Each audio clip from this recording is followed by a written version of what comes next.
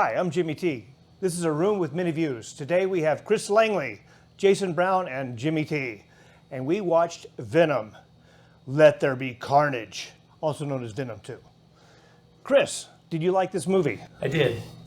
Jason, did you like this movie? I did. I like this movie also. Chris, would you watch it again?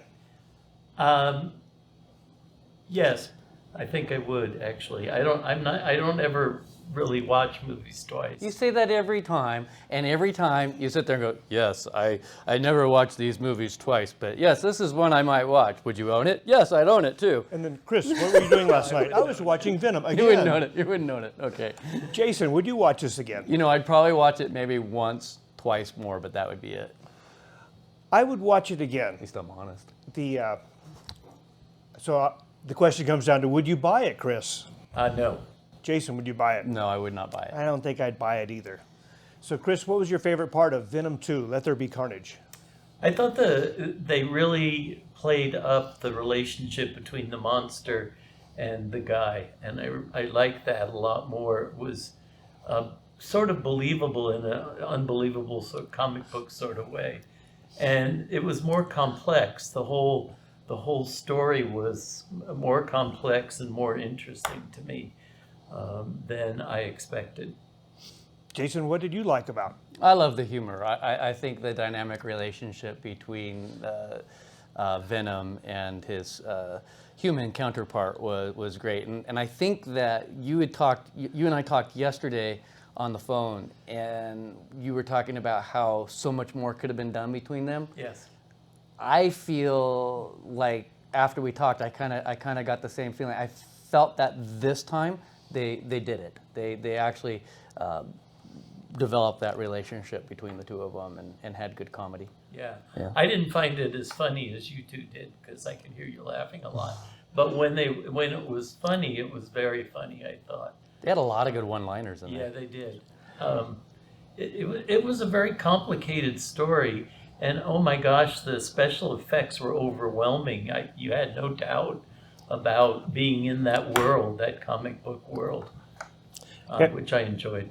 Yeah, Venom is about an hour and a half long. The first hour is just delightful. It's a combination roller coaster, amusement park, a bunch of one-liners. There's a bunch of Easter eggs, whether they're intentional or not. It's just a delight to watch. And then it became an orgy of violence, and I kind of felt assaulted. There was just so much blood and gore and mayhem, and Yeah, I feel noise. sorry for the guy that has to clean up San Francisco. What a mess! Yeah. And it was a sustainable movie. That's what the funny thing was. But I love the humor. And for those of you who don't know, Tom Hardy is possessed by a symbiote Venom. What a parasite. And they talk to each other. And it's, No, not a parasite. He always got mad when he was called. that's why he says parasite. symbiote. Yeah. Simeon. Which, yeah, all you biology people, write Chris Langley. But it was fun. It's really good. The dialogue is kind of like the Terminator, where Arnold Schwarzenegger would go down the list of responses, where somebody would say this, he would go and pick one. So it's kind of like that's what Venom is doing for Tom Hardy's characters. Like the police inspector's being a jerk, and Venom says, "Let me eat him." No, you can't. You can't eat the inspector. Let me eat him. So that's fun from that point of view. Now, Chris Langley, what did you think about the character arcs of Tom Hardy, Venom, and the girlfriend? What was the name of Tom Hardy's character? I've forgotten already. Venom's host. Anyway, he was a very complex person and a loser, obviously. And that was a big issue in his life and stuff. And how the movie ends after all the carnage and stuff was amazing to me. I'm not going to say what it was, but it's really worth sticking through the whole movie and seeing the final scenes, I thought. Stay through the credits. Yes. You'll like it. Yeah. Yeah, when the little kitty cat crawls out of the rubble and the little child goes to pick him up, that was just tore at my heart. And then Venom went, There were a lot of little subtle things, and Andy Serkis directed it, and I think what a circus production that was. that was, he just is a very sensitive guy and is really detail-oriented, I suspect, because playing Gollum as he did, that would have been difficult for any normal one of us to do. So Woody Harrelson. I'm not a Woody Harrelson fan. He did a great job. Absolutely.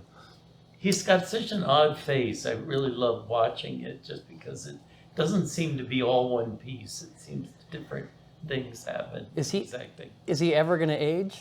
I don't know. I mean, you can see a little bit, but Yeah, for but crying out loud, I mean, Hollywood, makeup.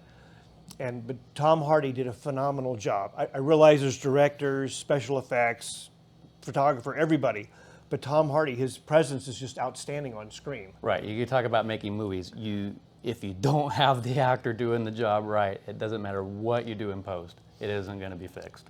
And the whole So idea, thank you, Tom Hardy, for doing a great job. And the whole idea of having a split personality, which is basically what he ended up with, is very interesting. I mean, Dr. Jekyll and Mr. Hyde deal with that because the one aspect of him kept biting off and eating heads and human brains, and that was pretty negative. And then he sort of played a loser good guy, and so that was interesting. And you probably haven't read Steppenwolf lately, but it really reminded me of Hermann Hesse's Steppenwolf, where there's the animal and then there's the human. It's very interesting about us, and it explains how good people can do bad things a lot of times, which is always puzzling. The overt duality of man in Yes. Tom Hardy's character is just, wow. I can see that. Let me talk to you honestly. We watched it, we liked it, we'd watch it again, wouldn't own it. But it is playing at the Bishop Twin Theater. It starts today or Friday, depending on when I post this. We post this today, we post it tomorrow. Anyway, it is showing at Bishop Twin Theater. You should definitely go see it in the theater. If you wait to come out on DVD or to rent it on a Blu-ray at the Redbox, it's not going to be as much fun. You really do need to go see this type of a movie on the big screen. For sure. It is optimized for IMAX. So when Holly gets the IMAX screen, we'll be there. Yeah. No, seriously, you need to go see it in the theater. Go to the matinee on a Saturday or Sunday. It's only $5. Buy some popcorn, enjoy yourself. It's cool in there. I'd say get out of the heat, but I guess we're not really having that anymore either, are we? Oh, just wait. Yeah. All right. Anyway, thanks for watching a room with a few views. This is Jimmy Tyler, Jason Brown, Chris Langley signing off. Venom 2. See you next week when we review the movie. Really? Is it next Austin week Powers? already? James Bond. Oh my goodness.